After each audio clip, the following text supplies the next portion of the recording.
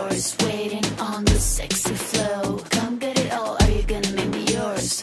Waiting on the sexy flow. I'm trying not to think about को इस अमर से आगाह कर दिया।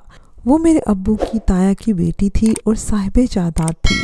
इन्होंने एहतजाज किया और वालिद से भी झगड़ा किया कि तुमने अपनी बेटी पर खुद सोतन ला बिठाई है, अब तुम्हारा और मेरा कोई वास्ता नहीं। वो रूठ कर मैके चली गई। मेरे भाइयों से भी कह दिया कि अब मैं अपनी जायदाद अपनी ज़िंदगी में ही पलवशा के नाम कर दूंगी और तुम लोगों को एक मरला भी ना दूंगी, क्योंकि तुमने मेरी बेटी के साथ धोखा किया है। मर्दों की अपनी सोच होती है, औरत की अपनी। वो समझाने लगे, ज़ारा भी हमारी बहन है, यतीम है और इसकी माँ बेवा है और हमारी फुप्पो है।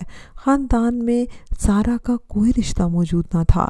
इसे गैरों में देते तो इसके हिस्से की जायदाद भी गैर ले जाते।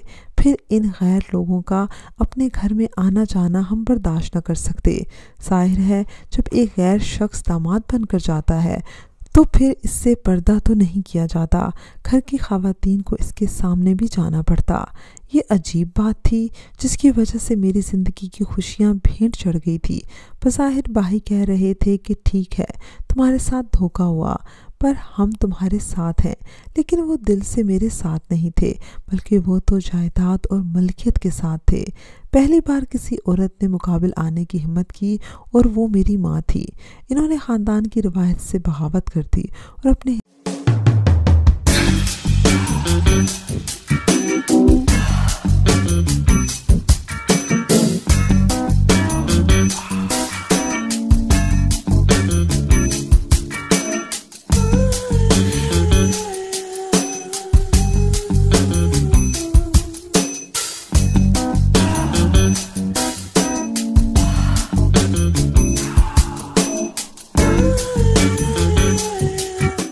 की जायदाद अपनी ज़िंदगी में मेरे नाम लिख दी, जिस पर मेरे बाप के घर का दरवाज़ा इन पर बंद हो गया।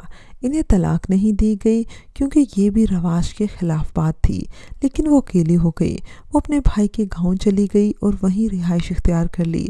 अब मेरा भी मुराद के साथ ज़िंदगी बसर करने को जीना चाहता था।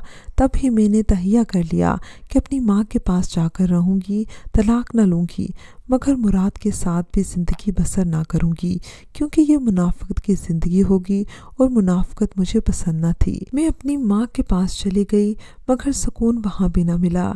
एक दिन भी मुराद की याद ने दामन न छोड़ा। रो रो कर निढाल हो गई। चंद दिनों में बरसों की बीमार नजर आने लगी।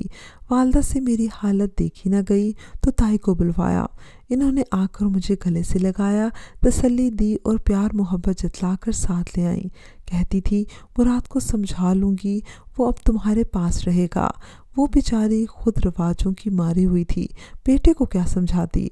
ज़ारा ने तो मुराद पर ऐसा जादू किया था कि वो मुझे यकसर भूल गए। वो कई रोज़ गाँव न आते थे। कोर्ट कचहरी शहर में वाक़या था और अब इनकी वकालत भी चल निकली थी। तब ही वो बहाना करते कि अपनी वकालत की वजह से मैं शहर में रहता हूँ, मैं ज़ारा के लिए वहाँ नहीं रहता। अम्मी मैके थी, सास का भी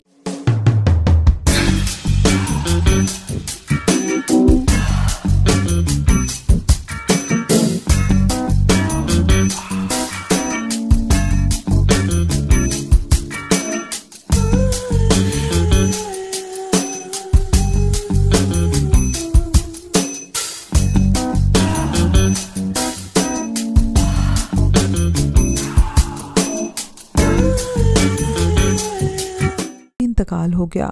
नंदे भी अपने घरों को ब्याही गई। गांव में ताया के घर सिर्फ मैं रह गए थे और मेरे 2 बच्चे। भाइयों और अब्बू से तो मैं बात न करती थी। ताया की भी बादल नख्वास्ता खिदमत करने पर मजबूर थी, क्योंकि इन्हीं से माली फ़वाइद हासिल थे। बच्चे तो इनके बेटे के थे, इसलिए वो अखराजात उठाते थे। बच्चे बड़े हो गए, वो स्कूल जाने लगे।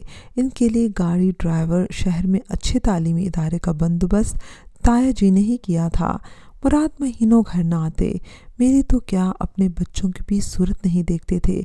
اور کوئی بھی نہیں یہ بات کہنے والا تھا کہ تم نے آخر پلوشا پر اتنا ظلم کیوں کیا؟ اگر زارا سے اتنا ہی انس تھا تو اسے چھوڑ کر کیوں تم نے پلوشا سے شادی کی؟ اس کی قسمت پھوڑ کر پھر سے زارا کی جانب مڑ گئے۔ آخر کیا تھا یہ کھیل تماشا؟ آج بھی یہ بات مجھے سمجھ نہیں آئی کہ مراد نے میرے ساتھ یہ دھوکہ کیوں کیا؟ اگر انہیں زارا سے ہی شادی کرنی تھی تو پھر مجھ سے کیوں شادی کی؟ میری زندگی کیوں برباد کی؟ ویورز، مجھے امید ہے کہ آپ کو ہماری آج کی کہانی پسند آئی ہوگی۔ اگر کہانی پسند آئی ہے تو اس کو لائک کیجئے، شیئر کیجئے اور کمنٹ سیکشن میں اپنی رائے کا اظہار لازمی کیجئے گا۔